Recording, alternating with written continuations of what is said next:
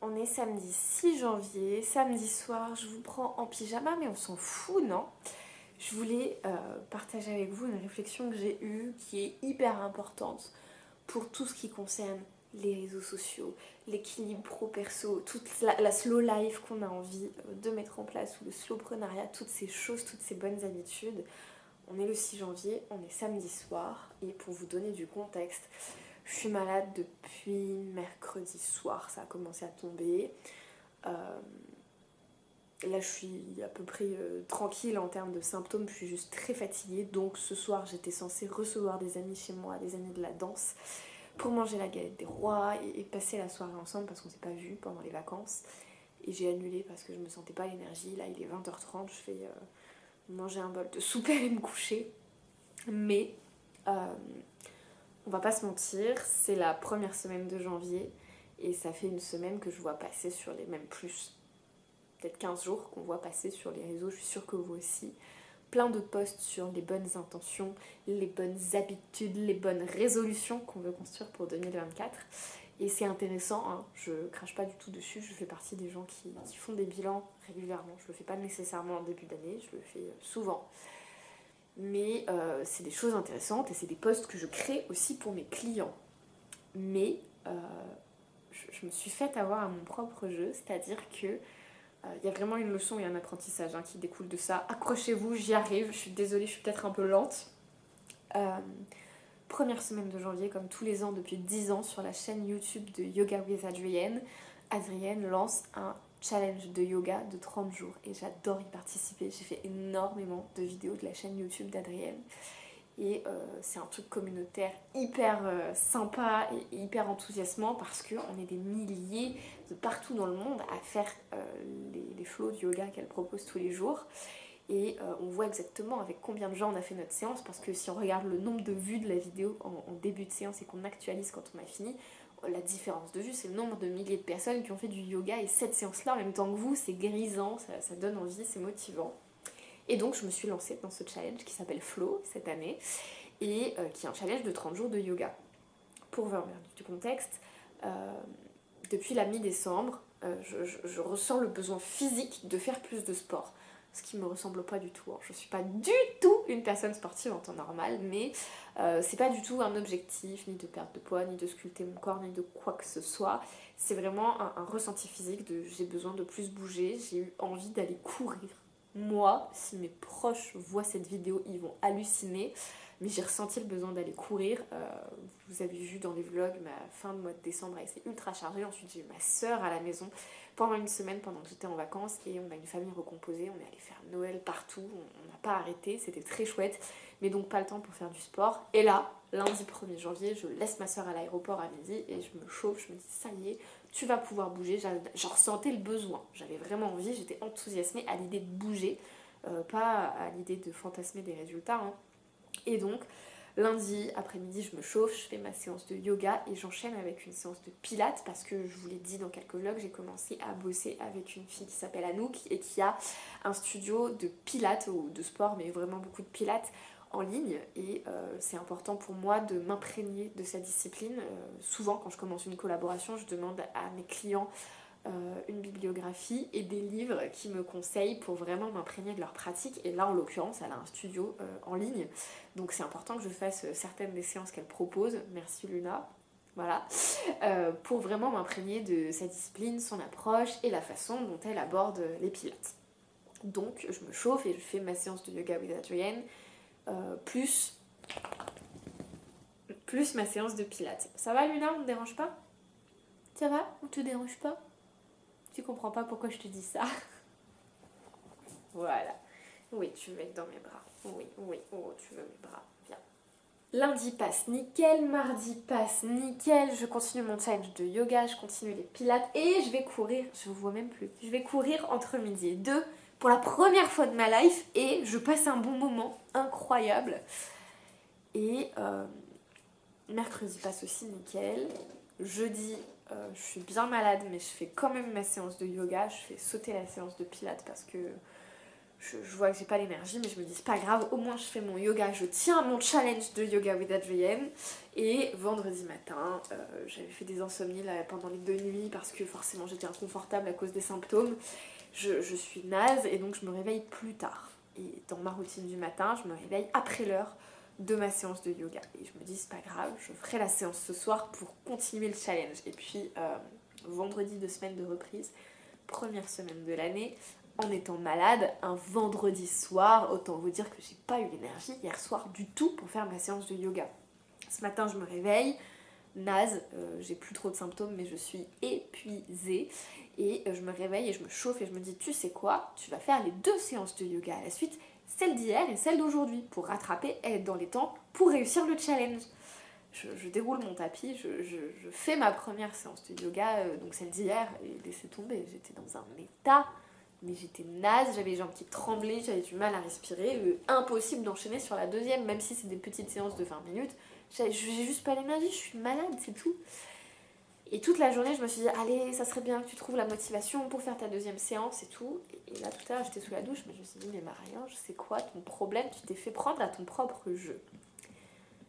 Souvent, je vais faire le lien avec les réseaux, souvent on me demande ce que je pense des défis genre défis briques sur les réseaux sociaux, c'est-à-dire ces défis où on se motive tous ensemble, on est tout un groupe pour poster tous les jours pendant une certaine durée, souvent c'est pendant un mois.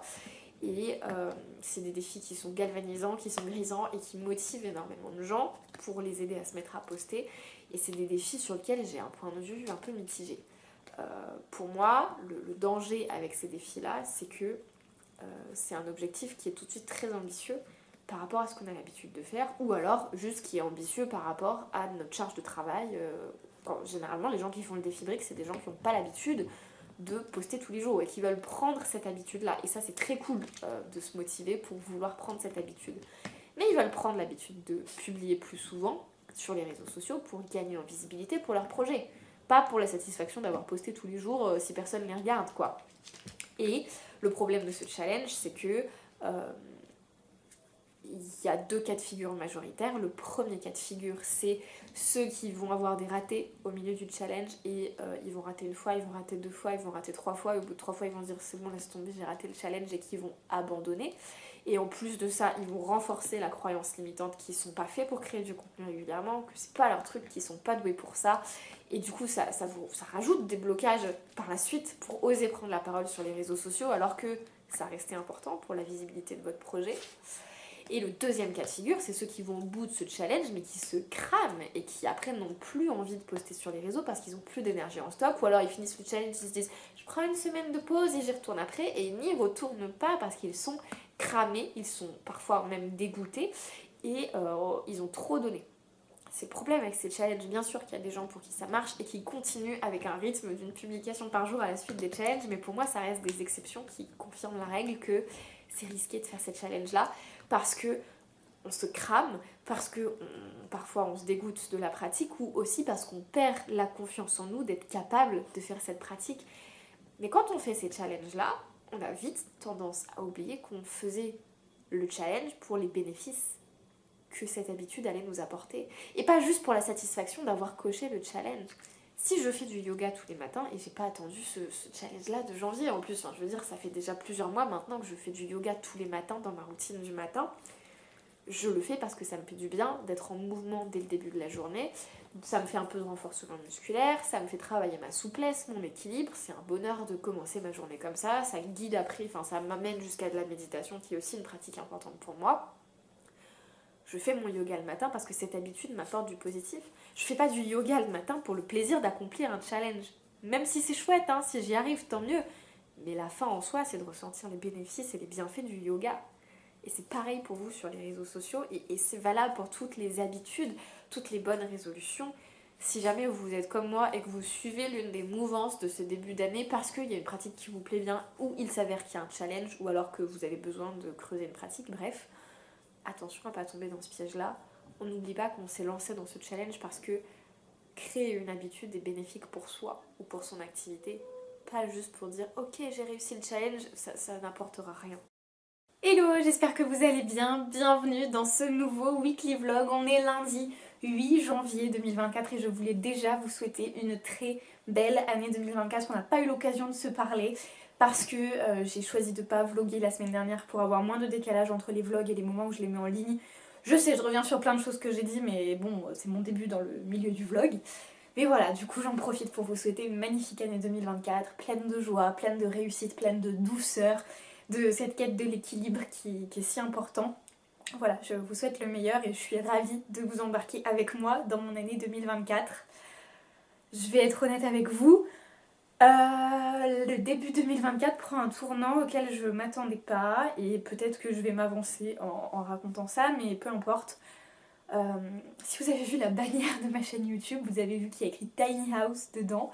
Je ne sais pas si vous connaissez le concept des tiny house, ce sont des maisons construites sur des bases de semi-remorques, qui sont des maisons donc la plupart du temps écologiques, éco-responsables et mobiles. Et c'est l'un de mes rêves depuis que j'ai découvert ça. Je devais avoir 18 ou 19 ans et j'ai trouvé ça fantastique. Et il y a plein de vidéos de visites de tiny house sur YouTube si vous voulez, mais attention, vous risquez de tomber dedans si vous êtes comme moi, quoi qu'il en soit. Ma réalité, c'est que pour l'instant, je suis en micro-entreprise. Je suis à mon compte, donc je cotise très peu pour la retraite, surtout en micro-entreprise où on cotise vraiment peu. Et comme plein d'indépendants, je vais plus tard, normalement, avoir une toute petite retraite. L'objectif, c'est donc d'anticiper et de faire de l'investissement, idéalement immobilier, pour couvrir ma retraite. La première étape pour ça, c'est de ne plus être locataire. Là, je suis locataire de mon appartement. Et j'habite dans les Alpes-Maritimes et dans mon département, si je veux acheter seule en micro-entreprise, ce qui est mon cas, je vais pas avoir grand chose quoi. Clairement, les capacités d'emprunt matchent pas du tout avec le prix de l'immobilier et je peux pas me permettre de vivre dans un petit studio parce que mon logement c'est mon lieu de vie et mon lieu de travail à temps plein. Et c'est impossible de garder un équilibre de santé mentale dans un tout petit studio quand on y passe nuit et jour tout le temps, 7 jours sur 7.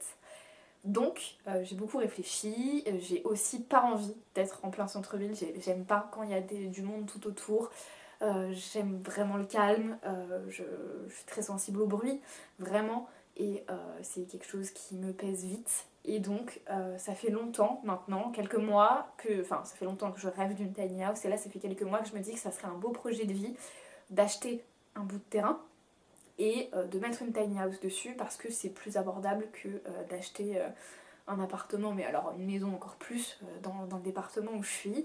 Et ça me permettrait de reculer un peu pour être dans la nature, pour être au calme.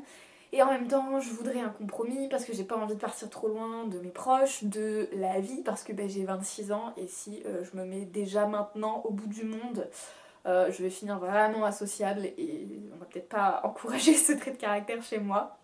Mais donc, tout ça pour dire que de temps en temps, je jette un œil sur le Bon Coin, aux terrains qui sont en vente. Et ce week-end, j'en ai vu un qui a l'air bien. Et c'était pas prévu pour tout de suite. C'est-à-dire que je me disais, moi, dans mes objectifs 2024, j'ai mis d'amorcer le projet Tiny House dans le sens où je voulais, dans l'année, voir un courtier, parler de plans de financement, évidemment mettre de l'argent de côté pour avoir un apport et commencer à me renseigner.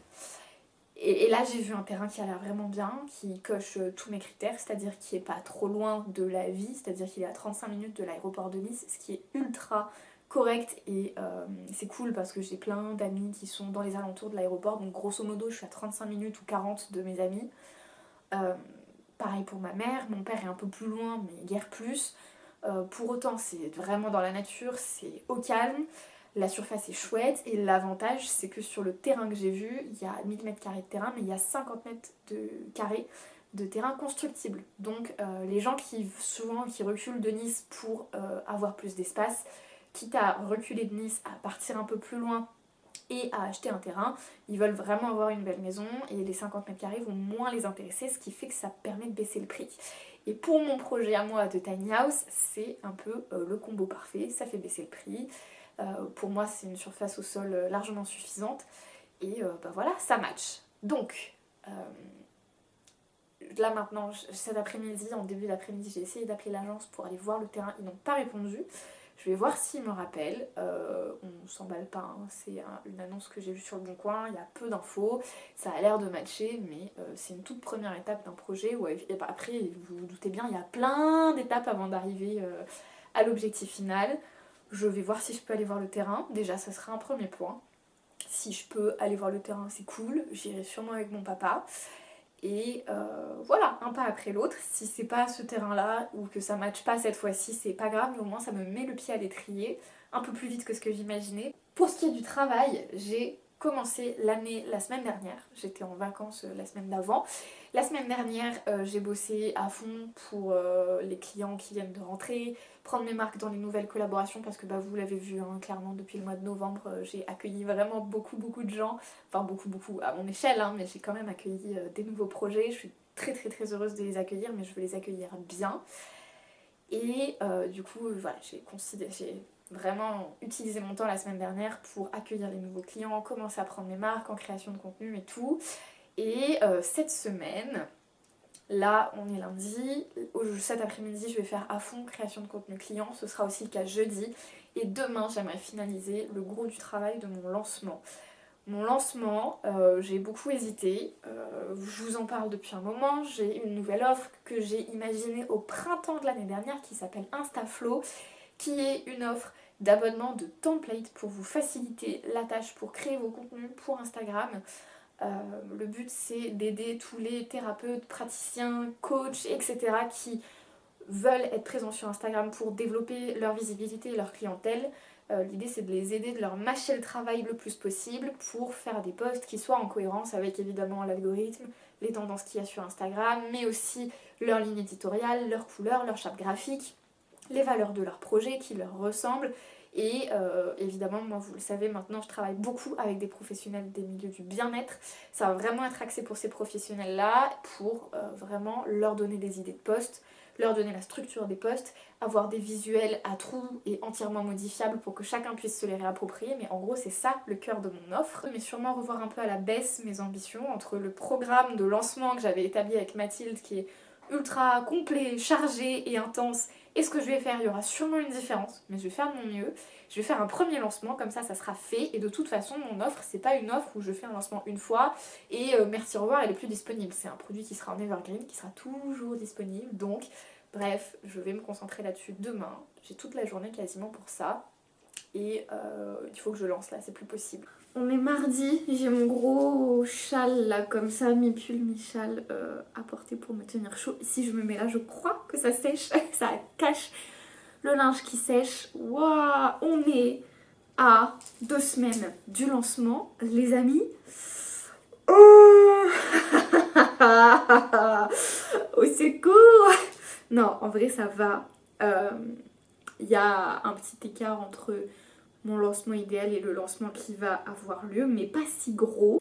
Je bosse sur cette offre depuis le mois de mars et là on est dans les 2 dernières semaines où je viens de passer, là il est quasiment 16h donc on est mardi, je viens de passer quasiment toute la journée sur ma page de vente, le paramétrage du site, comment est-ce qu'on fait pour prendre un abonnement, choisir sa formule, comment est-ce qu'on résilie, est-ce qu'il y a un prélèvement automatique tous les mois, les accès aux espaces clients, les accès aux espaces notions, là où il y aura tous les templates et tout, je viens de tout configurer. Là normalement si aujourd'hui quelqu'un passait commande sur mon site, il aurait une belle page de vente, il pourrait choisir sa formule, il aurait automatiquement dans sa boîte mail la formule en cours. Tous les mois à sa date de prélèvement il reçoit l'accès, putain ça marche pas, tous les mois au moment du prélèvement il reçoit l'accès au nouveau template, mais ça marche pas du tout.